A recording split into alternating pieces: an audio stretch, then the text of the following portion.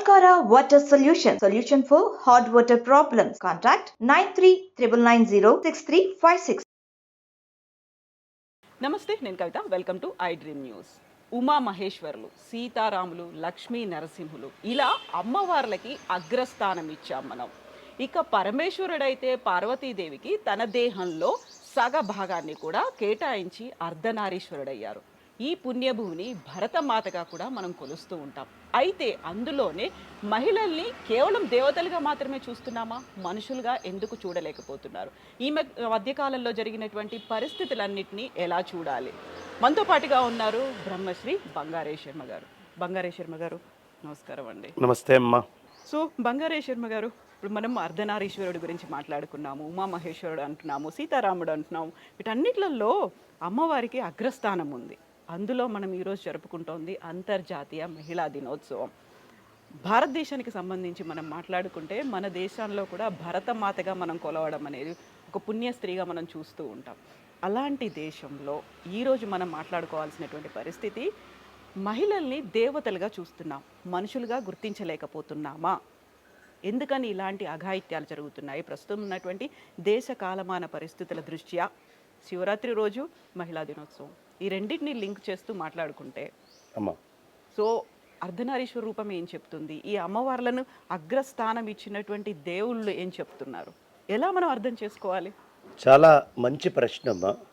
ఇది చాలా లోతుగా ఆలోచించాల్సినటువంటి అంశం కూడా. భారతదేశ ఔచిత్యాన్ని చెప్పారు. వాణి హిరణ్యగర్భాభ్యాం నమః. శచీ పురంధరులుగా మనం కొలుస్తాం, లక్ష్మీ నారాయణులుగా మనం కొలుస్తాం, పార్వతీ పరమేశ్వరులుగా కొలుస్తాం, సీతారాములుగా ఎక్కడ చూసినా అమ్మవారి పేరే. ఇది ఎప్పటిదాకా? 1947లో స్వతంత్రం వచ్చిందాకా, 1975 చిల్లర్లో ఇండియన్ని సెక్యులర్ అనే కంట్రీ కింద డిక్లేర్ చేసిందాకా ఈ మాట సరిపోతుంది. బట్ మీరు ఎప్పుడైతే సెక్యులర్ అనే పదం వాడారో, స్కూల్ సిలబస్లో కానీ చిన్న పిల్లలకి చెప్పేటటువంటి చదువుల్లో కానీ ఎక్కడైనా మీరు వాణి హిరణ్యగర్భాభ్యాం, పార్వతీ పరమేశ్వర ఈ పదాలు ఏమైనా వాడుతున్నారా? సో మన సనాతన ధర్మానికి సంబంధించిన టింజ్ ఇవాళ ఉన్న యువతలోంచి తీసేసాం. ఎక్కడా లేదు. కానీ ఏదైనా ఇష్యూ వచ్చినప్పుడు ఇంత గొప్ప భరతమాత, ఇంత గొప్ప భరత భూమి, ఇవన్నీ మనం చెప్తాం. అదంతా గతం విషయం ప్రస్తుతం మాట్లాడుకుంటున్నాం సమస్యని. కానీ ఈ భారతదేశము సెక్యులర్ అనే పదానికి అర్థం ఏంటమ్మా? ధర్మ నిరపేక్షిత.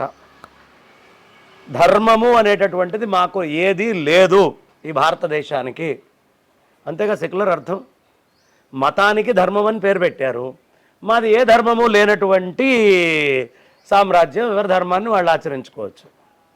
అయితే ధర్మం అనేది ఒక లేకపోవడం, సెక్యులర్ అనే పదాన్ని జోడించడం వల్ల ఈ వచ్చినటువంటి సంస్కృతి సంప్రదాయాలు, లేకుంటే కొన్ని కట్టుబాట్లు అంటారో, లేకుంటే ఆ ఆలోచన అనేది స్పృహ పోయింది అనుకున్నప్పుడు రక్షణ కల్పించాల్సిన అవసరం అయితే ఉంటుంది కదా. అప్పుడు మనం కాన్స్టిట్యూషన్కి వెళ్ళాలి.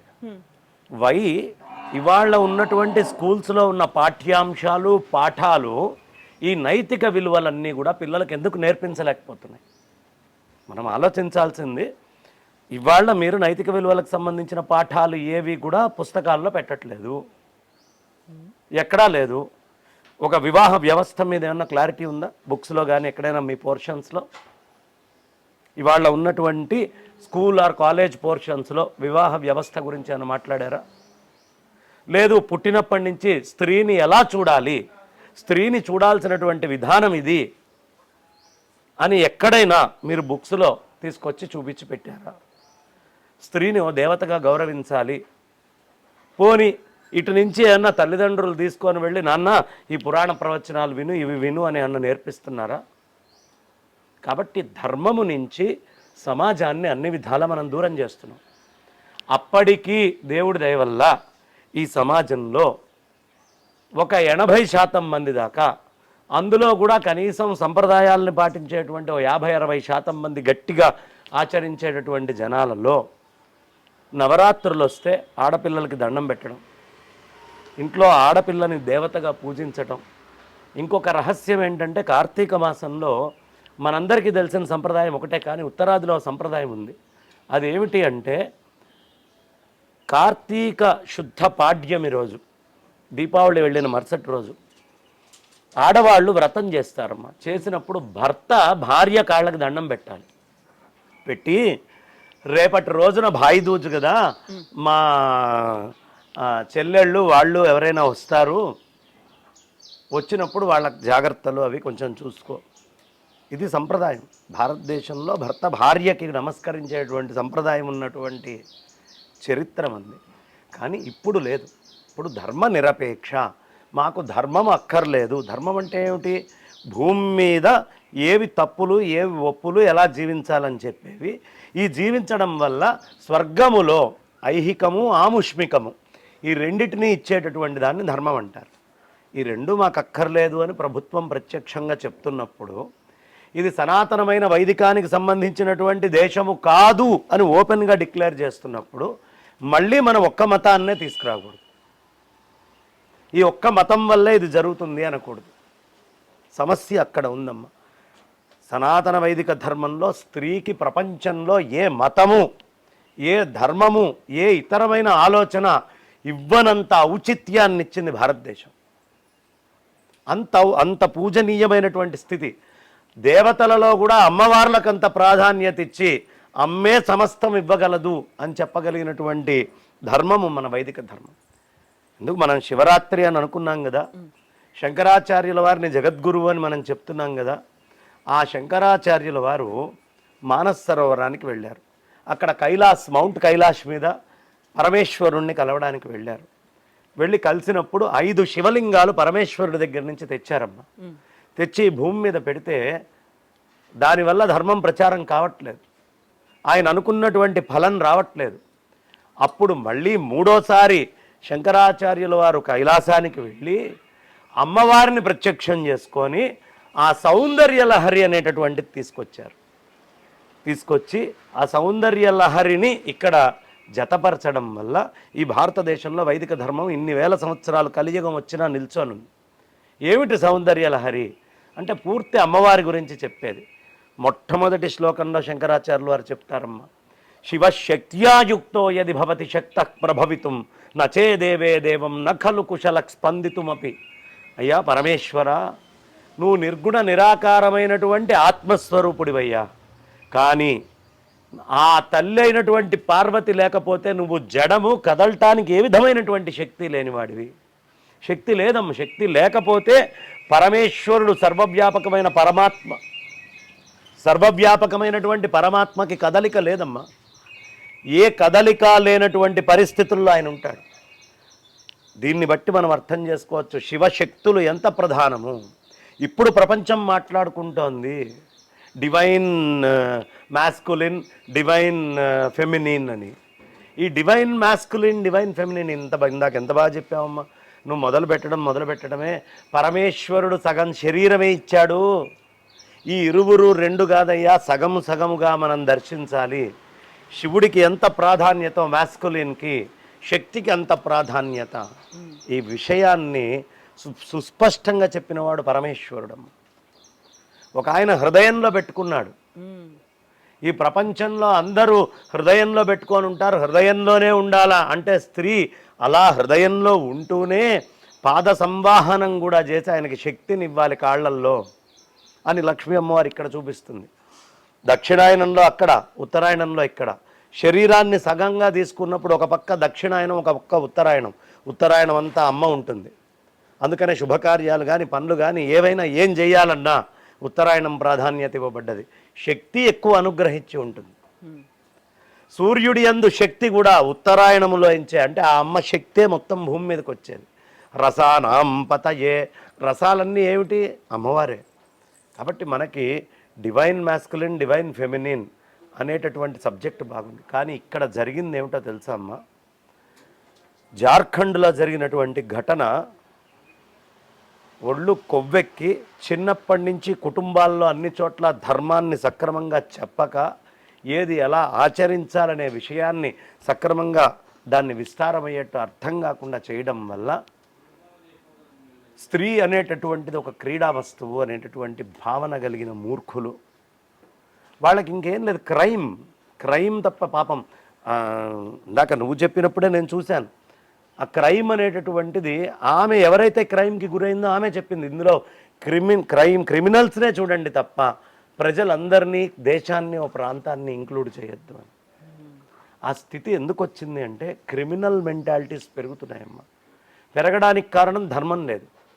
పూర్వం ఊళ్ళల్లో ధర్మాలు ఉండేవి, అవి చెప్తూ ఉండేవారు ప్రతి గుళ్ళో, ప్రతి ప్రాంతంలో, ప్రతి ప్రదేశంలో. ఇప్పుడు ధర్మాలు ఎక్కడున్నాయి, వినేవాడు ఎక్కడున్నాడు? ధర్మాన్ని వినడం నుంచి దూరమయ్యాం. అదే ఈ సమస్య మొత్తానికి కారణము. అత్యంత కఠినంగా కాన్స్టిట్యూషన్లో వాళ్ళని ఊరేసేదాకా శిక్షించాలి. అప్పుడు కొత్తగా ఆ పొరపాటు చేయాలంటే కనీసం సాధ్యమైనంత మటుకు భయం అనేది ఉంటుంది. రాజ్యాంగం సమాన హక్కులు కలిగించింది. అందరూ ఇక్కడ మానవత్వంతో పాటుగా మహిళలు కావచ్చు, పురుషులు కావచ్చు, లేకపోతే చిన్నపిల్లలు, వృద్ధులు అందరికీ ఈక్వల్ రైట్స్ ఉంటాయి అనుకున్నప్పుడు అది దుర్వినియోగం అవుతుందా, లేకుంటే మీరు చెప్పినట్టుగా కఠినమైనటువంటి శిక్షలు అమలు కావట్లేదా? ఆర్ఎల్స్ మనం స్టార్టింగ్లో మాట్లాడుకున్నట్టుగా ధర్మం అనేది ఇప్పుడు మీరు సెక్యులర్ అనే పదం చేర్చడం వల్లే వచ్చినటువంటి అఘాయిత్యాలు, లేకపోతే వచ్చినటువంటి పరిణామాలు అనుకోవాలి అవి. దానివల్ల ఏమవుతుంది, పాఠాలు చెప్పలేకపోతున్నారు కదా. స్కూల్లో రామాయణం చెప్పగలుగుతున్నారా? ఏమో రామాయణ పాఠాలు ఉన్నాయా స్కూల్స్లో? భాగవతం ఉందా, భారతం ఉందా? లేవు కదా. కాబట్టి ధర్మాన్ని ఇంకా మీరు ఎప్పుడైతే పిల్లల యొక్క విద్యా వ్యవస్థ నుంచి తీసేశారో అది మాట్లాడటానికి లేదు. ఇంకొక విషయం ఏమిటి అంటే సెక్యులర్ అనేటటువంటి పదాన్ని మనం ఎప్పుడైతే చేర్చామో, పాఠ్యాంశాల నుంచి వీటన్నిటినీ దూరం చేశామో, అప్పుడు ఈ మేధ, హిందుత్వానికి సంబంధించినటువంటి మేధ, మీరు చెప్పండి అమ్మా, ఇవాళ పిల్లల్లో, ఇవాళ ఉన్న యూత్లో ఎంతమందికి రామాయణం తెలుసమ్మా? ఇవాళ మనం ఇంత చెప్పుకో, భగవద్గీత తెలిసిన పిల్లలు ఎంతమంది ఉన్నారు? భారతం తెలిసిన వాళ్ళు ఎంతమంది ఉన్నారు? ఎవరు లేరు. ఎందుకంటే వాడికి దానికి మార్కులు రావు కదా, వాడి స్కూల్ దీంట్లో లేదు కాబట్టి. ఇక్కడ ఏమైపోతుందంటే మైండ్స్ వైదిక ధర్మం నుంచి దూరం అయిపోతున్నాయి ఒకటి. రెండో అంశం, రాజకీయాలలో మీరు సమాన హక్కులు అనేటటువంటిది తీసుకొచ్చారు. సమాన హక్కులు అనేవి రాజ్యాంగం 51లోనే ఇచ్చేసిందమ్మా. కానీ సమాన హక్కులు ఇచ్చిన మనుషుల యొక్క మనస్తత్వాలు మారట్లా. అందుకనే మళ్ళీ 33% reservation bill, 50% reservation for female, ఇవన్నీ ఎందుకు అడుగుతున్నాం? సమాన హక్కుల కంటే అధికం ఇవ్వమనే కదా. ఏ స్త్రీ అయినా ఎలక్షన్స్లో నిల్చోవచ్చు, కానీ పెక్యూలియర్గా మాకు 33% స్పెషల్గా ఇవ్వండి అని ఎందుకు అడుగుతున్నారు? సమాన హక్కుల కంటే అధికంగా ఇవ్వాల్సిన పరిస్థితి సమాజంలో ఉంది అనే భావన వచ్చే కదా. ఇదంతా దేనివల్ల వస్తుంది? 70 ఏళ్ల రాజ్యాంగంలో మనం సాధించింది ఏమిటి? ఇవాళకి 50% ఇంకా ఆడవాళ్ళకి ఇవ్వాలి అంటే రాజ్యాంగం సక్సెస్ అయిందా కాలేదా? ఇవన్నీ మనం పరిగణలోకి తీసుకోవాలి. తీసుకొని బెటర్గా ఏం చేయగలం, ఇంకా ఏమేం చెయ్యాలి, ఇవన్నీ కూడా ఆలోచించాలి. చాలా థింక్ ట్యాంక్. లేకపోతే రాజ్యాంగంతో అయిపోతే మళ్ళీ బిల్స్ పెట్టాల్సిన అవసరం లేదు కదా పార్లమెంట్లో. బిల్స్ ఎందుకు పెడుతున్నాం? రాజ్యాంగము సక్సెస్ఫుల్గా కనిపించట్లేదు ఇంకా అన్నిట్లో. అయితే ఇక్కడే ప్రధానంగా వాళ్ళకి మానవ విలువలు, అంటే మనకి ఈ సమాజంలో ఎలా ఉండాలి, లేకుంటే సాటి మనుషుల పట్ల ఎలా ఉండాలి అనేది నేర్పించడంతో పాటుగా మహిళలకి ఎలా గుర్తించాలి, వాళ్ళకి ఇవ్వాల్సినటువంటి స్థానంకి సంబంధించి వీటన్నిటి గురించి కూడా మాట్లాడుకోవాలి. అది కేవలం మన ధర్మంలోనే ఉంటుందా, లేకుంటే మన చుట్టూ ఉన్నటువంటి సమాజానికి చట్టాలు ఇవన్నీ రూపొందించడం వల్ల ఉంటుందంటారా? అమ్మా, ఇప్పుడు నేను ఒకటి చెప్తాను. ఒక పవిత్రమైనటువంటి దేవతగా మనం స్త్రీని భావిస్తాం. నేను ఒకసారి లాక్డౌన్ ఎత్తేసిన తర్వాత ఐ థింక్ ఒక టీవీ ఛానల్ ఇంటర్వ్యూకి వెళ్తున్నప్పుడు నేను వెళ్తుంటే అప్పటిదాకా మూసేసినటువంటి బార్స్ ఓపెన్ చేశారమ్మా. ఆ క్యూలో దగ్గర ఒక 200-300 మంది స్త్రీలు నిల్చొని ఉన్నారు. ఎందుకు నేను దేవతగా గౌరవించాలి? ఆ పవిత్రత ఏది? సమానత్వపు హక్కులు అంటున్నాం. వీడు వెధవే పురుషుడు. మనం మొన్న పంజాబ్లో పాపం ఒక మగవాడిని అత్యంత దారుణంగా, కిరాతకంగా ఒక 5 ఆడవాళ్ళు ఇబ్బంది పెట్టింది లేదా? అది కేసు రిజిస్టర్ అయింది కదా. ఎక్కడికి వెళ్తోంది సమాజం? కాన్స్టిట్యూషన్ వచ్చి మనం హక్కులు అంటున్నాం, హక్కులు అనేటటువంటిది మాట్లాడుతున్నాం, కానీ అసలు మందు అనేది భారతదేశంలో ఉండకూడదు. ఆడైనా మగైనా ఎవరైనా తీసుకోకూడదు. ఒకప్పుడు పవిత్రంగా ఉన్నటువంటి వాళ్ళు ఇవాళ వెళ్ళి మరి తీసుకుంటున్నారు కదా. ఇప్పుడు పవిత్ర భావం ఎక్కడి నుంచి వస్తుంది? ఆ పవిత్ర భావం వచ్చేటటువంటి జీవన విధానము కూడా కనిపించాలి. కనిపించకుండా నేను స్త్రీని కాబట్టి నాకు పవిత్రత ఇవ్వాలి అంటే అంత స్థాయిలో అయినా జీవించాలి, లేదా ఆ భావన అయినా తీసేయాలి. ఏది ఉన్నా మనం యాజ్ పర్ కాన్స్టిట్యూషన్ మాట్లాడుకోవాలి. ధర్మం మాట్లాడామా, అధర్మంగా ఎక్కడైనా కనిపిస్తే ఇది అధర్మం అని చెప్పగలిగేటువంటి ధైర్యం ఉండాలి. కాబట్టి రెండు సమన్వయం చేసుకోవాల్సిన అవసరం ఉంది. వాళ్ళ పబ్బులకు వెళ్ళండి, బార్లకు వెళ్ళండి, బయట ప్రపంచం ఎట్లా నడుస్తోంది, ఎంత దారుణమైన ఇదిలో ఉంది. మరి అలా ఉన్నప్పుడు అందరూ అలా ఉంటే అలాంటి భావన పూర్తిగా ఉండాలని కోరుకోవడంలో తప్పులేదమ్మా. అలా లేదు సమాజం. మనము ఎక్కడో ఒక్క యాంగిల్లోనే చూస్తున్నాం, రెండో యాంగిల్, రెండో కోణాన్ని ఆవిష్కరించట్లేదు. ఈ కోణాన్ని కూడా చర్చ చేసుకోవాలి. ఎక్కడ పొరపాట్లు జరుగుతున్నాయి, ఎందుకు స్త్రీలు ఒకప్పుడు ఇంత రేట్లో ఉండేవాళ్ళు ఇవాళ ఇంత రేట్లో మద్యం తాగేవాళ్ళు అయ్యారు, ఇంత రేట్లో సిగరెట్లు తాగేవాళ్ళు అయ్యారు, ఇంత రేట్లో విలువలకి ఇంట్లో కుటుంబాలకు అవసరమైనటువంటి పనులకి ప్రాధాన్యత ఇవ్వట్లేదు. ఈ రేషియో కాన్స్టిట్యూషన్ వచ్చిన తర్వాత మనం చేస్తున్నటువంటి పనుల్లో ఎక్కడైనా మార్పు వల్ల పెరిగిందా? బాధ్యతారాహిత్యంగా స్త్రీలు లేరా? పురుషులు బాధ్యతారాహిత్యంగా ఉన్నారు. తిట్టండి, పనిష్ చేయండి, వాడు వెధవాని ఒప్పుకుంటున్నాం కాబట్టే కదా, స్త్రీ ఎక్కువ పవిత్రంగా ఉంటుందనే భావం వల్లే కదా మనం స్త్రీని ఇలా గౌరవించాలి, అలా గౌరవించాలనుకుంటున్నాం. హ్యూమెన్గా మాట్లాడితే పోతారు వన్ ది సేమ్, ఇద్దరు ఒకటే హ్యూమెన్గా మాట్లాడితే. కానీ స్త్రీ కొంచెం అధికమైన పవిత్రతతోటి ఉంటుంది అనే భావనతోటే కదా స్త్రీని ఎక్కువ గౌరవించాలని కోరుకుంటుంది. ఆ పవిత్రతలో ఎక్కడ లోపం వస్తుంది, ఇది కూడా తెలుసుకోవాల్సిన విషయం. దీన్ని ఎలా మనం రిపేర్ చేసుకోవాలి, సమాజంలో మళ్ళీ రివైవ్ చేసుకొని వెనక్కి ఎలా వెళ్ళాలి. మంచి ఎప్పుడైనా సరే ఎక్కడ ఉన్నా గ్రహించాలమ్మా, చెడు ఎక్కడ ఉన్నా చర్చ చేసుకొని దాన్ని ఎలా మార్చుకోవాలో తెలియాలి. అప్పుడే డిసీజ్ నుంచి దూరం అవుతుంది. గౌరవించి తీరాలి ఎవరికైనా. ఇంకొకళ్ళ మీద వేరే ఇతరత్రం మాట్లాడటానికి హక్కు లేదు. ఇతరుల మీద వాళ్ళ యొక్క అనుమతి లేకుండా ఏ పని చేయడానికి ఎవరికీ హక్కు లేదు. ఇవి హక్కుల దాకానే, ధర్మం ఇక్కడ తీసుకురావడానికి వీల్లేదు. ధర్మం వేరే చెప్తుంది, హక్కులు వేరే చెప్తున్నాయి. ఈ రెండు సమన్వయం కావట్లా. కాబట్టి మనం ఏం చేస్తున్నాం, ధర్మం విషయానికి వచ్చేటప్పుడేమో హక్కుల్ని పక్కన పెట్టి దీన్ని తీసుకొచ్చి ఆపాదిస్తున్నాం, హక్కుల విషయానికి వచ్చేటప్పటికి ధర్మాన్ని పక్కన పెట్టి వేరేగా మాట్లాడుతున్నాం. అసలు రెండు నాలుకల ధోరణి ఉన్నంత దాకా సమాజం అభివృద్ధి కాదు. ఆ చిన్న లోతుపాట్లన్నీ ఇవాళ లీగల్గా లాలో కానీ అన్నీ మాట్లాడుకోవాల్సిన అవసరం ఉంది. ధర్మము ఎక్కడ ఉంది లాలో? ధర్మం లేదు. న్యాయము చట్టం ఉంది. ధర్మము అనేటటువంటి దాన్ని ఎలా మళ్ళీ ఇంబైబ్ చేసి జనాల్లో పెట్టాలో తెలియాలి. అది మిస్ అవుతుంది. ఇప్పుడు అర్ధనారీశ్వర రూపం అనేది చెప్తోంది ఏంటి అసలు, దాంట్లో ఉన్నటువంటి తత్వం? నాయనా, నీ ఇంటికి అన్నీ వదిలిపెట్టి ఒక స్త్రీ వచ్చింది. నిన్నటిదాకా నువ్వు వేరు, ఆవిడ వేరు. ఆవిడ మెళ్ళలో నువ్వు మంగళసూత్రం కట్టావు. కట్టేటప్పుడు మంత్రం చెప్పావు, మాంగళ్యం తంతునానేనా మమ జీవన హేతున. నేను బతికున్నాను అంటే గుర్తేమిటో తెలుసా? ఆవిడ మెళ్ళలో ఉన్న మంగళసూత్రం అనే పదం నువ్వు వాడుతున్నావు. అంటే నీ బతుకుకి గుర్తేమిటి? ఆవిడే. ఆవిడ లేకపోతే ఒక యజ్ఞానికి పనికిరావు, ఒక వ్రతానికి పనికిరావు. స్త్రీ లేకుండా ఏ ధర్మ కార్యక్రమం చేయడానికి పురుషుడు పనికిరాడు. వాడి నిత్యమైన సంధ్యావందనం మిగతావేవో చేయొచ్చు, కానీ భార్య లేకుండా ఏ దానాలు కానీ ఏ ఇతరమైన వ్యవహారాలు కానీ ఏవీ చేయడానికి పురుషుడికి హక్కు లేదు. పురుషుడు లేకుండా స్త్రీ చేయొచ్చు. అంటే ధర్మేచ అర్థేచ కామేచ నా అతిచరామి, ఈమెను దాటి నేను ధర్మ అర్థ కామాల్లో వ్యవహరించను ప్రతిజ్ఞ చేయిస్తోంది వేదం నీతోటి. ధర్మము ఆచరించాలా వద్దా? అర్థ వ్యవహారం, నువ్వు ఎంత డబ్బు బయట సంపాదించినా అది గుమ్మము బయట ఉన్నంత దాకా నీది.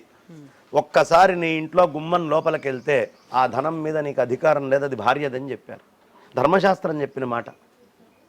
ఇన్ని గొప్పవైనటువంటి మాటలు చెప్పబడ్డాయమ్మ, ఇంత గొప్పగా చెప్పబడ్డది. ఇప్పుడు ఏమిటి, నేను జీవించి ఉన్నాను అని చెప్పడానికి గుర్తెవరు? నేను కట్టిన మంగళసూత్రం, ఆ భార్య. 3 ముళ్ళు, అవునా? ఈ 3 ముళ్ళు, ఇప్పుడు ఆ 3 ముళ్ళు వేసిన క్షణము నుంచి ఆ మంగళసూత్రం ఉందంటే నేను బతికున్నా. ఆ మంగళసూత్రం తీస్తే ఆమెకేం నష్టం లేదు. మంగళసూత్రం పోతే స్త్రీకి ఏ నష్టము లేదండి. వీడి చావు బతుకులకి అది గుర్తు. వీడు చచ్చున్నాడా బతికున్నాడా అనేది ఆ మంగళసూత్రం నిర్ణయిస్తుంది. స్త్రీ తీసేస్తే స్త్రీకి వచ్చిన నష్టం ఏమీ లేదు. వీడు మృతుడితోటి సమానం. ఆవిడ తీసి వాడు మా ఆయన చల్లగా ఉండాలని ఫ్రిడ్జ్లో పెట్టినా వీడికే గుర్తు. మమ జీవన హేతున మాంగళ్యం తంతున ఎక్కడ కడుతున్నా? కంఠే బధ్నామి సుభగే, మెడలో కడుతున్నాయే. ఇక్కడ కట్టచ్చుగా, అరిచేతికో లేకపోతే ఇక్కడో కాళ్ళకో మోకాళ్ళకో నడుముకో ఎక్కడో కట్టచ్చు కదా. అది మెడకే ఎందుకు కట్టాలి అంటే మనకి జ్ఞానేంద్రియాలు 5 ఉన్నాయి పైన. ఏమేమిటమ్మా? కళ్ళు, ముక్కు గంధం చూసేది, వాసన, చెవులు శబ్దం వినేది, నాలుక రుచి చూసేది. ఈ చర్మము కింద నుంచి పైదాకా ఉంటుంది. ఒక్క జ్ఞానేంద్రియము పైనుంచి కిందకి దిగుతోంది. ఈ జ్ఞానేంద్రియాన్ని పైనుంచి కిందకి కనెక్ట్ చేసే పార్ట్ ఈ కంఠం. ఇక కర్మేంద్రియాలు 5, కాళ్ళు 2, చేతులు గమనాగమనాలు, ఉపస్థాపాయు మలమూత్రాలు చేసేవి కాకుండా వాక్కు. ఈ వాక్ ఎక్కడ ఉంది? ఇక్కడ ఉంది. వాక్కుకి మూలమేది? మూలాధారం. నాభి కింద నుంచి వాక్కు మొదలవుతుంది. కానీ ఈ కర్మేంద్రియం అంతా వ్యక్తమయ్యేటటువంటిది ఇక్కడి నుంచి, జ్ఞానేంద్రియాల దగ్గర నుంచి.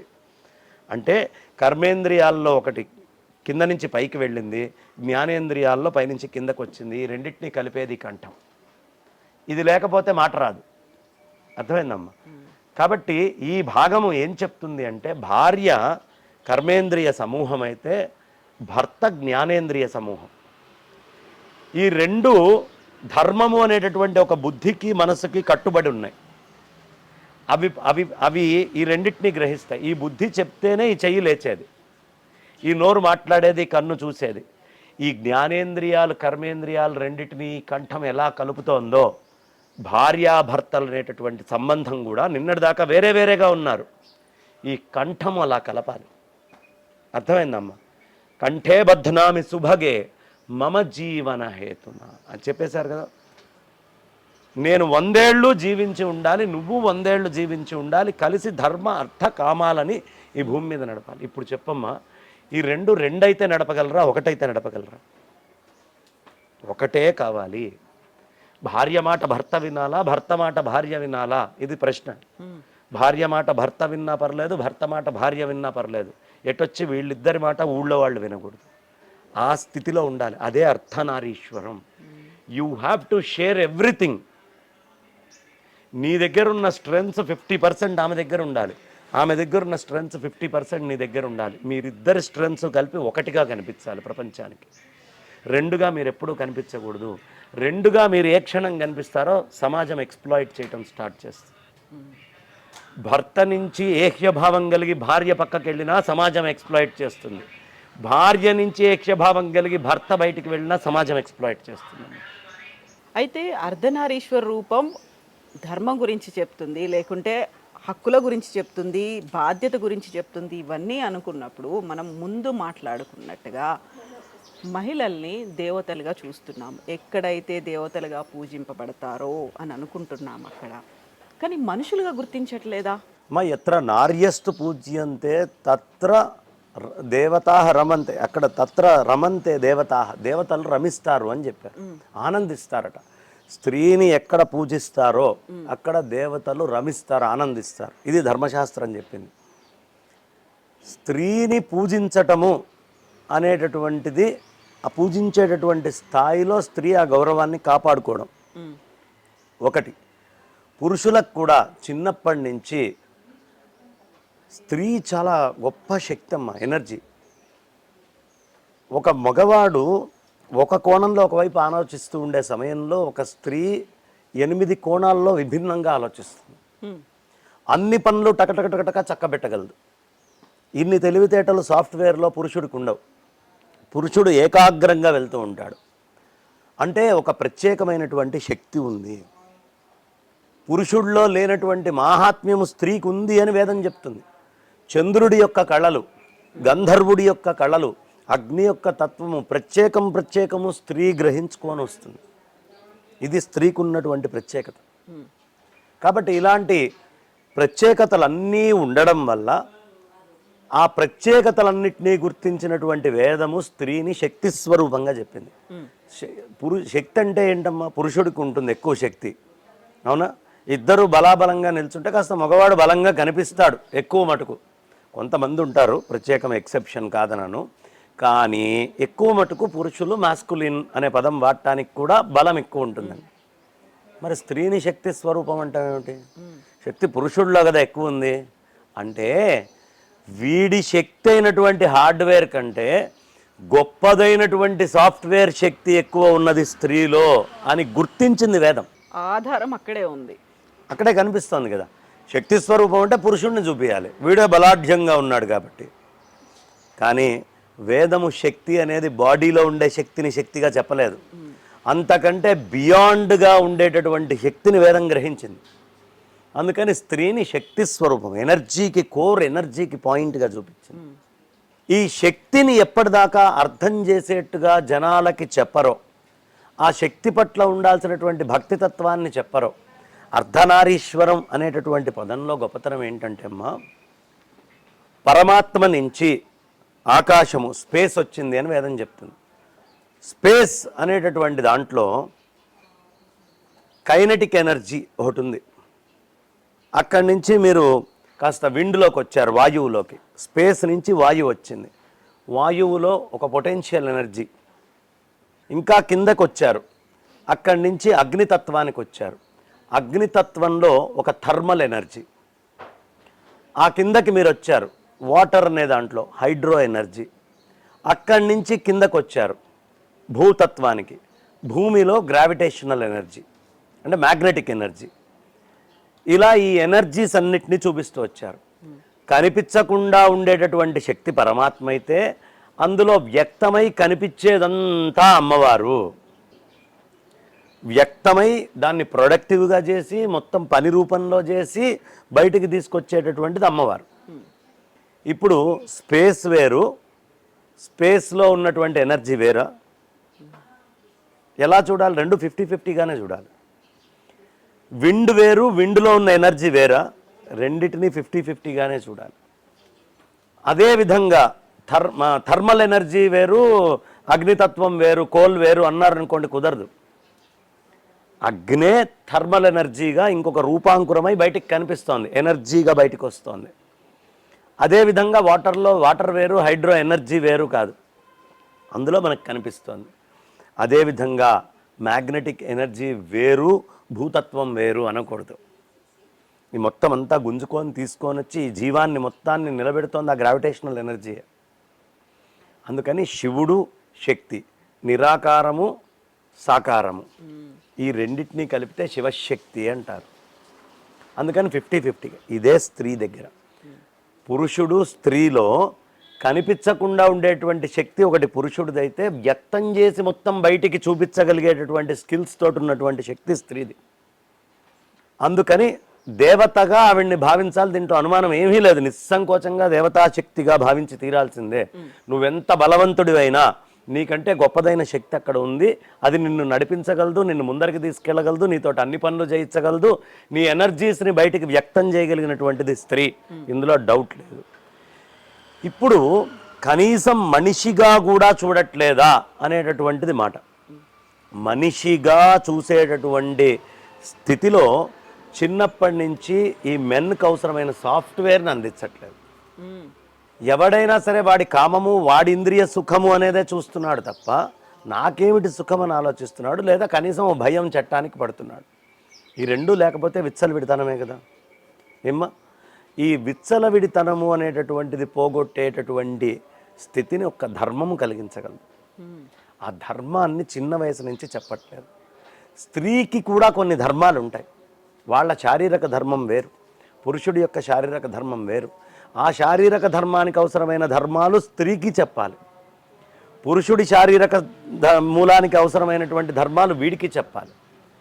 ఈ రెండు చెప్పకపోతే ఆ కెమికల్ సెక్రీషన్స్ తోటి వచ్చేటటువంటి ఇమోషన్స్ని ఎట్లా హ్యాండిల్ చేయాలో ఇద్దరికీ అర్థం కాదు. ఇమోషన్స్ని హ్యాండిల్ చేయలేనటువంటి స్థితి, కంట్రోల్ చేయలేకపోతేనే క్రైమ్ జరిగేది. సో ఇమోషన్స్ని కంట్రోల్ చేసేటటువంటి విద్యా విధానం నువ్వు చెప్తే, స్త్రీని దేవతగా మొదటి నుంచి నేర్పించడం చెప్పడం చేస్తే వాడు ఇమోషన్స్ని హ్యాండిల్ చేయగలడు. నువ్వు అది చెప్పట్లేదు కదా. చెప్పనప్పుడు స్త్రీకి తన యొక్క బాధ్యత తెలియట్లేదు, పురుషుడికి తెలియట్లేదు. అందుకని మనిషిలాగా కూడా చూడలేకపోతున్నారు. దీనికి మనకి చక్కగా సమర్థించుకోగలిగేట్టుగా బిహేవియర్ కొంతమందిది రాంగ్గా కూడా ఉంటుంది. పురుషుల యొక్క బిహేవియర్ రాంగ్ ఎలా ఉందో స్త్రీలలో కూడా రాంగ్ బిహేవియర్ ఉన్న వాళ్ళు వస్తున్నారు. అందుకని గౌరవాలు పోతున్నాయమ్మా. ఇది మళ్ళీ నిజంగా కూడా మనం ఇన్నిసార్లు చెప్పినా నేను మళ్ళీ మళ్ళీ రిపీట్ చేస్తున్నాను. సమాజంలో ఇది ల్యాకింగ్. ఇంటలెక్ట్స్, పెద్దవాళ్ళు, స్త్రీలు, పురుషులు, మేధావులు అందరూ కూర్చొని ఒక సమగ్రమైనటువంటి ఇంకా బెటర్ సమాజం క్రియేట్ చేయడానికి ఏ ఏ ధర్మాలు చెప్పాలో ఆ ధర్మాలన్నీ కూడా చిన్న వయసు నుంచి నేర్పించాలి. అది పూర్వం నేర్పిస్తూ ఉండేవాళ్ళు. మోరల్ వాల్యూస్ని మనకి పూర్వం నేర్పిస్తూ ఉండేవాళ్ళు. బై బర్త్ జీన్స్లో అవి నేర్పించేవాళ్ళు. నేర్పించినంత మాత్రాన క్రైమ్ లేదా అంటే ఉంది, కానీ percentage of crime is less. Percentage of crime is less. ఇందాక నువ్వు నన్ను అడిగావు. అప్పుడు అడిగినప్పుడు ఏమడిగావమ్మా నన్ను? బంగ్లాదేశ్లో, పాకిస్తాన్లో, మళ్ళీ అదంతా కూడా వీళ్ళు తిరిగి వచ్చారు. ఆఫ్ఘనిస్తాన్లో అంతా తిరిగి వచ్చారు. అక్కడేం జరగలేదు అని. స్పానిష్ జంట అక్కడంతా సేఫ్ గా ఉన్నారు. ఇక్కడికి వచ్చిన తర్వాత, భారతదేశానికి వచ్చిన తర్వాత, దేశాన్ని చూడాలనుకున్న తర్వాత, ఇక్కడ సందర్శించాలి వివిధ ప్రాంతాలను అనుకున్న తర్వాతే వాళ్ళకు ఒక చేదు అనుభవం ఎదురైంది. అది జీవితాంతం ఉండిపోతుందమ్మా. అయితే ఇక్కడ ఒక చిన్న రహస్యం మనం తెలుసుకోవాల్సింది. ఈ ఘటన భారతదేశం అంతా వాళ్ళేం డైరెక్ట్గా జార్ఖండ్కి వచ్చి జార్ఖండ్లో కూర్చోలేదు. భారతదేశంలో కూడా చాలా ప్రాంతాల్లో తిరిగారు. తిరిగినా అన్ని చోట్ల ఇది జరగలేదు. ఇక్కడ క్రైమ్ జరిగింది, అది క్రిమినల్ చేసేది. ఇప్పుడు బంగ్లాదేశ్లో జరగట్లేదా? రోజు ఇలాంటి క్రైమ్స్ కొన్ని వేలు జరుగుతాయి. పాకిస్తాన్లో జరగట్లేదా? క్రైమ్స్ జరుగుతున్నాయి. అన్ఫార్చునేట్లీ విదేశీయుల మీద జరిగింది కాబట్టి ఇది హైలైట్ అయింది. దీనికి అవసరమైనటువంటి గౌరవము, దానికి అవసరమైన కథలు, స్థితులు చిన్నప్పటి నుంచి చెబుతూ గనక మనం వెళ్తే ఈ క్రైమ్ రేట్ తగ్గుతుందమ్మా. క్రైమ్ రేట్ తగ్గడానికి మెంటల్గా అవసరమైనటువంటి శిక్షణ చిన్నప్పటి నుంచి మగవాళ్ళకి ఆడవాళ్ళకి ఇవ్వకపోవడమే మేజర్ కారణం. అర్థమైందా? సో లీగల్గా ఇన్ని 100 కోట్ల మంది బతుకుతున్నా ఒక 7 దగ్గర జరిగింది. ఇలాంటి 7 అనేక ప్రదేశాల్లో ఉంటారు. వాళ్ళని చిన్నప్పటి నుంచి ఎలా తర్ఫీజ్ ఇవ్వాలి, ఎంత స్థాయిలో శిక్షలు ఉంటాయనే భయాన్ని ఎలా కలిగించాలి, ఇవన్నీ కూడా చాలా ఆలోచించి ముందరకు అడుగులు వేయాలి. చేస్తున్నారు ఎప్పటికప్పుడు. ఉన్నట్టుండి నిర్భయ చట్టాలు పుట్టుకొచ్చినాయంటే ఎందుకు పుట్టుకొచ్చినాయమ్మా? To control the crime. కానీ సరిపోవట్లేదు. అంతకంటే భయానకమైనటువంటి స్థితులు కొన్ని కల్పించాలి. భయము అనేటటువంటిది లీగల్ సిస్టంలో భయం తగ్గిపోతుంది. ఎవడు ఏం చేసినా నేను బయటపడగలను అనే స్థితి వచ్చేస్తోంది. ఆ బయటపడగలను అనే స్థితి నుంచి వాడు బయటపడాలి. అప్పటిదాకా ఇవి జరుగుతూనే ఉంటాయి. లా చాలా పవర్ఫుల్ అనేది ఉండాలి. కేసులు 10 ఏళ్ళు, 20 ఏళ్ళు, 15 ఏళ్ళు, 30 ఏళ్ళు గడిస్తే భయం ఎక్కడ ఉంటుందమ్మా? నేను వెళ్ళంగానే నెలలో తేడా వచ్చేస్తుంది, నాకు సమగ్రమైన ఇది జరుగుతుంది. అవన్నీ ప్లాన్ చేయాలి. ఎలా ముందరికి వెళ్ళాలి, ఇంకా ఎలా మనం కాన్స్టిట్యూషన్ని బలంగా ఎగ్జిక్యూట్ చేయాలి. కాన్స్టిట్యూషన్లో దోషం లేదు, కానీ దాన్ని వాడుకోవడంలో జనాలు తప్పు చేస్తున్నారు. ఈ వాడుకుండేటువంటి స్థితి నుంచి కూడా తప్పించుకుండే చట్టాలని సక్రమంగా తీసుకురావాలి. అది ప్రధానం. సో మిగతా దేవుళ్ళ కంటే కూడా ప్రత్యేకంగా విశిష్టంగా కనిపించేది అర్ధనారీశ్వర రూపం. అంతర్జాతీయ మహిళా దినోత్సవం కూడా అదే రోజు వచ్చింది కాబట్టి అర్ధనారీశ్వర రూపం నుంచి మహిళలు నేర్చుకోవాల్సింది, పురుషులు నేర్చుకోవాల్సింది ఏంటి? దాంట్లో ఉన్నటువంటి తత్వం అంటారా, పరమార్థం అంటారా, లేకుంటే అది చెప్పేది అసలు ఏంటి? అసలు ఏం బోధిస్తోంది? ఒకటి, ముందు మహాశివరాత్రి శుభాకాంక్షలు. ఇది ఐ డ్రీమ్ ప్రేక్షకులందరికీ కూడా ఇంత మంచి కార్యక్రమం. అదేవిధంగా మహిళా దినోత్సవ శుభాకాంక్షలు. మహిళా దిన ఉత్సవము అనేటటువంటిది కేవలం గుర్తుకి సంవత్సరానికి ఒకరోజు చేసుకుండేది. కానీ ప్రతినిత్యము మహిళని గౌరవించటం, ప్రతినిత్యము మహిళ నేను గౌరవించబడేట్టుగా జీవించాలనుకోవడం, ఈ రెండు కూడా చాలా ప్రధానం. మహిళని పురుషుడు గౌరవించటం, మహిళ గౌరవించబడేట్టుగా జీవించాలనుకోవటం, ఈ రెండు కూడా సంవత్సరం అంతా ఉండాల్సినటువంటివి. ఇది ఒక రోజుతోటి పోయేది కాదు. శివరాత్రి ఈ దినోత్సవం కలవడం వల్ల పరమేశ్వరుడు పార్వతీ అమ్మవారికి ఎంత ప్రాధాన్యత ఇచ్చారు అనే విషయం ప్రపంచానికి చాటుపడు. ప్రతి పురుషుడు స్త్రీకి అంత స్థానం ఇచ్చేట్టుగా ఎదగాలి. ప్రతి స్త్రీ పురుషుడికి అంత స్థానం ఇచ్చేట్టుగా ఎదగాలి. ఇక్కడ పరమేశ్వరుడు 50% ఇచ్చాడు అని అనుకుండేదానికంటే కూడా సౌందర్యలహరిలో చెప్తాడు, అమ్మ ఆవిడ 50% ఇచ్చింది, మిగతా 50% ఆయన కనిపించకుండా మొత్తం కమ్మేసి నువ్వే ఉన్నావమ్మా అంటారు శంకరాచార్యులు వారు. ఆ ఇచ్చిన 50 తోటి మిగతా 50ని చూడలేనటువంటి స్థితి. వాళ్ళ మనకి పరమాత్మ కనిపించే శక్తి అంతా కనిపిస్తుంది, కానీ ఆ శక్తికి మూలమైనటువంటి నిరాకార నిర్గుణతత్వం మనకు కనిపించదు, చూడలేం. పేపర్లో అక్షరాలు అనేటటువంటి వచ్చినాయి, కానీ ఈ అక్షరాలు ఏం చేస్తాయి అంటే చదివేవాడిని వెనకాలన్న పేపర్ని మర్చిపోయేట్టు చేస్తాయి. పేపర్ని మర్చిపోతాడు. ఒక స్త్రీ కూడా ఒక కుటుంబంలోకి వెళ్ళి 50% తాను వెళ్ళిన తర్వాత అసలు మిగతా 50% భర్తని కూడా మైమర్పించి అమూల్యమైనటువంటి గ్రంథరాశినంతా ఆ కుటుంబం ద్వారా మిగతా తన బంధువర్గము, ఆడపడుచులు, అప్పలు, చెల్లెళ్ళు, తన పుట్టింటి నుంచి వచ్చేవాళ్ళు అందరికీ కూడా ఆ స్థాయిలో కనిపించాలి. పేపర్ అనేటటువంటిది కేవలం డమ్మీ అయిపోతుంది, కానీ పేపర్ లేకపోతే అక్షరం లేదు. ఎలా పేపర్ని మర్చిపోయి అక్షరం చదువుతామో ఏ ఇంట్లోకి వెళ్ళిన స్త్రీ అయినా అలా ఆ కుటుంబంలో మిగతా అంతా మర్చిపోయి ప్రతిదీ తానై బాధ్యతగా చేసుకుంటూ ముందరికి వెళ్ళేటువంటి స్థితికి వెళ్తుంది. వాడి జీవితానికి అవసరమైన అక్షరాలు, వాడి జీవితానికి అవసరమైన ప్రతిదీ ఇందులోనే రాయబడి ఉంటుంది. ఆ పేపర్ వాల్యూ ఎప్పుడు పెరుగుతుందమ్మా? అందులో రాసున్నటువంటి మ్యాటర్ని బట్టే కదా. ఒక పురుషుడి యొక్క విలువ కూడా ఎప్పుడు పెరుగుతుంది అంటే అందులోకి వచ్చినటువంటి స్త్రీ తాను ఏమి రాస్తుందో దాన్ని బట్టి పురుషుడికి విలువ. అందుకనే కాళిదాసు ఇవన్నీ బాగా తెలిసినవాడు కాబట్టే వాగర్ధావివ సంపృక్తౌ వాగర్ధ ప్రతిపత్తయే జగత పితరౌ వందే పార్వతీ పరమేశ్వరవు. ఈ శబ్దాన్ని ఎందుకు ప్రయోగించాడు అంటే నువ్వెలా రాయాలో ఆ పేపర్లో నీకు తెలియాలి, తను ఎలా రాసేటటువంటి స్థితిలో ఉంచాలో నీకు తెలియాలి. గజిబిజిగా ఏది గీసి పిచ్చి గీతలు కొట్టేసినా ఆ కాగితం విలువ లేదు, ఆ గీతలకి విలువ లేదు. అవన్నీ బ్రహ్మాండమైన అక్షరాలుగా ఉండాలి. ఇది నేర్చుకోవాల్సింది. అర్ధనారీశ్వర తత్వంలోంచి ఆయన నోట్లోంచి వచ్చింది అక్షరం.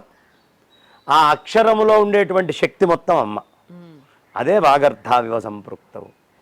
శబ్దము అర్థము ఎలా ఉంటాయో అలా అర్థయుక్తమైనటువంటి జీవితం ఈ ఇద్దరు నేర్చుకోవాలి. తనని అర్థవంతంగా నేను ఎలా మార్చాలి, ఆ అర్థవంతమైనటువంటి శబ్దానికి అవసరమైన శక్తిని నేను ఈవిడికి ఎలా చేర్చాలి, ఈ రెండే అర్ధనారీశ్వర తత్వంలోంచి ఈ మహాశివరాత్రి నాడు తెలుసుకోవాలి. పార్వతీ అమ్మవారు అసలు శివరాత్రి రావడానికి కారణం చెప్తానమ్మా. పార్వతీ అమ్మవారు ఊరికినే ఆటగా ఒకసారి ఆడుకుందాము అని పరమేశ్వరుడి కళ్ళు రెండు ఇలా కప్పేసి మూసేసిందట. ఆ చైతన్యము యొక్క నేత్ర దృష్టిని ఎప్పుడైతే మూసేసిందో అప్పుడు ఈ బ్రహ్మాండం అంతా కూడా విలవిల్లాడిపోయింది, అంధకార బంధురం అయిపోయిందట. అయ్యేటప్పటికి పరమేశ్వరుడు ఒక్కసారి తీసి ఎంత పని చేసావు పార్వతి, ఒక్క క్షణం నువ్వు ఆపావు, కానీ ఈ కాస్త సమయము ప్రజలకు ఎంత ఇబ్బందో ఎంత సమయమో తెలుసా, అంత అంధకార బంధురం అయిపోయింది అంటే అప్పుడు ఆయన కోపంగా పరుషంగా మాట్లాడతాడు పరమేశ్వరుడు పార్వతీ అమ్మవారిని. నువ్వు కేవలం ఆట కోసం చేసినా ఇది చాలా నష్టమైందని. కోపం వచ్చి అమ్మవారు వెళ్ళిపోతుంది. వెళ్ళి ఆ తపస్సు నేను ఎంత పొరపాటు చేశానో, అనవసరంగా పరమేశ్వరుడి నుంచి వచ్చా అని తపస్సు చేస్తుంది. చేసినప్పుడు పరమేశ్వరుడు ప్రత్యక్షమై అర్ధభాగం ఇచ్చి మళ్ళీ సృష్టిలో ఈ విధమైనటువంటి ఇబ్బంది లేకుండా చేసి ఎవడు ఈ శివరాత్రి మేలుకొని పార్వతీ అమ్మవారిలాగా ఈశ్వర పూజ చేస్తాడో వాడి లోపల ఎప్పుడు అంధకార బంధురము అజ్ఞానం అనేది ఉండదు, జ్ఞాన చైతన్యమే వాడి యందు ఉండి వాడు నా స్వరూపుడవుతాడు అనే వరం ఇచ్చాడు. అందుకని శివరాత్రి జాగరణ మెలకువతోటి ఎందుకు ఉండాలయ్యా అంటే ఇదే ప్రధానమైనటువంటి కారణం.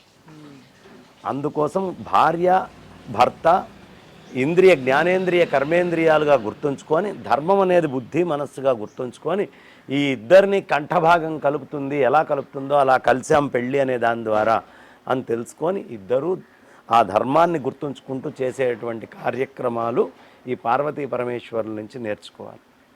ఇంత శక్తివంతుడైన పరమేశ్వరుడు చిప్పబట్టుకొని అమ్మ ముందు భిక్షాటన చేస్తాడు. అంత శక్తి కలిగినటువంటి పార్వతి పరమేశ్వరుణ్ణి నిత్యము ఆరాధిస్తుంది. ఎవరు ఎక్కువ తక్కువ లేదు ఇందులో. ఈ రెండూ కలిస్తేనే జీవనయానం అవుతుంది అని చూపించేది పార్వతీ పరమేశ్వర అవతారం. అది అక్కడ అది అర్థం చేసుకోవాలి. అది ప్రధానమైనటువంటిది. మ్యూచువల్ అండర్స్టాండింగ్ ఉండాలి. రాసేటటువంటిది స్త్రీ, రాయడానికి ఆధారమైనటువంటి వాడు పురుషుడు.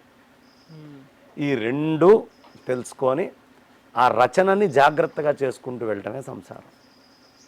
అందుకనే ఆయన్ని చెప్పేటప్పుడు కూడా మనకి చాలా అద్భుతమైనటువంటి శ్లోకం ఉంటుంది. కర్పూర గౌరం ఎంత తెల్లగా ఉంటాడమ్మా పరమేశ్వరుడు, చాలా అందంగా కనిపిస్తాడు.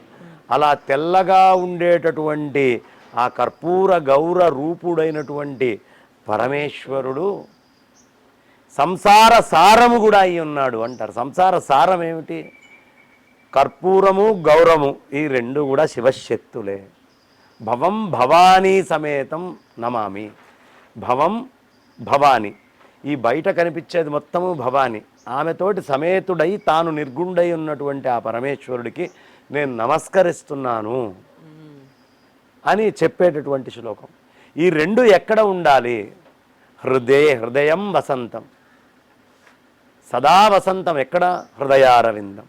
ఈ హృదయములో ఎప్పుడు వాళ్ళు సదా వసంతం అట్లా నివసిస్తూ ఉండాలి అని అద్భుతమైనటువంటి శ్లోకం. ఎలా ఉండాలయ్యా అన్నప్పుడు సంసారంలో ఒక గొప్పతనం ఉందమ్మా. ఈ కంఠములోనే మనకి ఇద్దరిని కలిపేటటువంటి ఇంద్రియాలు ఉన్నాయన్నారు. ఈ ప్రపంచంలో వచ్చే విషం మొత్తము ఎక్కడ దాచిపెట్టుకోవాలి? బయటపడకూడదు, లోపల ఉండకూడదు. సంసారంలో నుంచి ఎప్పుడు విషం వస్తుందమ్మా, కష్టాలు చాలా వస్తాయి. పార్వతి అమ్మవారి అనుమతి తీసుకున్నాడు. ఏమంటావు పార్వతి, విషం దాగమంటున్నాడు విష్ణుమూర్తి వచ్చి, దేవతలందరూ అభ్యర్థిస్తున్నారు, తీసుకోండి నాథా అని చెప్పింది. తీసుకున్నటువంటిది ఎక్కడ పెట్టుకున్నారు? పార్వతీ పరమేశ్వరులు ఇద్దరు కర్మేంద్రియ జ్ఞానేంద్రియ సమూహంలో దాచిపెట్టుకున్నారు. ఒక్క పరమేశ్వరుడే గరళకంఠుడు ఈ మొత్తం మోస్తున్నాడు అనేది తప్పు. మంగళసూత్రంబునెంత మదినమ్మెనో సర్వమంగళ అంటారు. ఆ వచ్చేటటువంటి గరళాన్ని ఇద్దరు కంఠంలో దాచిపెట్టుకోవాలి. చాలా కష్టాలు వస్తాయి సంసారంలో, అది ఎలా దాచిపెట్టుకోవాలో తెలియాలి. బిడ్డలకు అమృతాన్ని ఎట్లా పంచాలో తెలియాలి. ఇది పార్వతీ పరమేశ్వరుల యొక్క రూపం నుంచి మనం నేర్చుకోవాల్సింది. అందుకనే భుజగేంద్రహారం, ఇక్కడ ఏమేసుకున్నారు? కంఠం దగ్గర పామును పెట్టుకున్నారు. సంసారం అనేటటువంటిది ఎప్పుడూ విషయుక్తమై కంఠం దగ్గర ఉంటుంది, దాన్ని కూడా హారంగా భరించు. వచ్చే నాకు కష్టం వచ్చింది, నా మొగుడు ఈ మాట అన్నాడు అని పెళ్ళాం కోపం తెచ్చుకొని వెళ్ళిపోకూడదు. పెళ్ళాం ఈ మాట అంది అని మొగుడు కోపం తెచ్చుకొని వెళ్ళిపోకూడదు. ఈ ఇద్దరు అర్థం చేసుకుంటేనే సమన్వయం.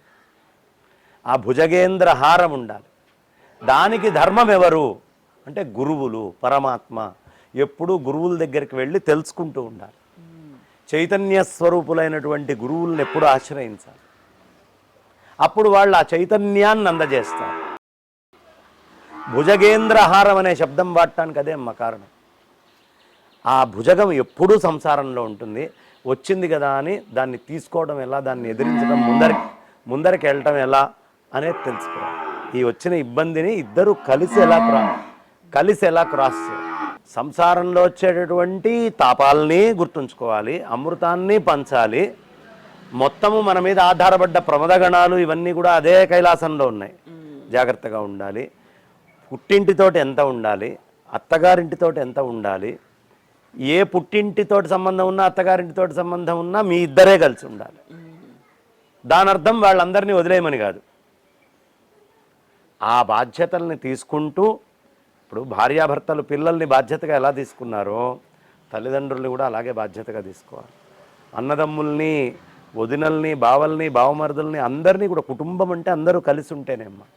ఇలా బాధ్యతాయుతంగా మనము ఉండాలి, వాళ్ళు ఉండాలి. అప్పుడు సంసారంలో ఉండేటటువంటి ఆ సారాన్ని పొందుతాము అనే విషయాన్ని పార్వతీ పరమేశ్వరులు ఇరువురు మనకు చూపిస్తున్నారు. అది ఆడవాళ్ళైనా మగవాళ్ళైనా అందులోంచి నేర్చుకోవాల్సినటువంటి అర్ధనారీశ్వర తత్వంలోంచి నేర్చుకోవాల్సినటువంటిది. అది పురుషుడి యొక్క రోల్ ఏమిటి, స్త్రీ యొక్క రోల్ ఏమిటి, ఆ రోల్స్ని కరెక్ట్గా చేసినప్పుడు ఎప్పుడూ సంసారంలో గొడవలు రావమ్మా. రోల్లోంచి ఏ ఒక్కళ్ళు స్కిప్ అయిపోయినా సంసారం పాడైపోతుంది. దీంతో పాటుగా శివశక్తులు అన్నాము, లేకుంటే ప్రకృతి పురుషుడు అన్నాడు, మధ్యలో ఉన్నటువంటి ఇంటర్లింక్ లాగే మీరు చెప్పినట్టుగా సొసైటీ కూడా లింక్ అయి ఉంటుంది, అందులోనే ఉంటుంది. వాళ్ళని అలా పార్వతీ పరమేశ్వరులాగా దర్శించగలగాలి మనం. అలా దర్శించేట్టు వాళ్ళు ఉండాలి. అప్పుడు సంసారం అనేది అడుగులు ముందరికి బాగా వేస్తుంది. సమాజం కూడా అలాగే ఉంటుంది. అంతే అమ్మా. ధన్యవాదాలండి బంగారేశ్వర్మ గారు. మళ్ళీ మనం మాట్లాడుకుందాం ఇంకో రోజు. విశిష్టత గురించి, ప్రాముఖ్యతల గురించి మనం మాట్లాడుకోవాల్సినటువంటి అవసరం కూడా. తప్పకుండా అమ్మా.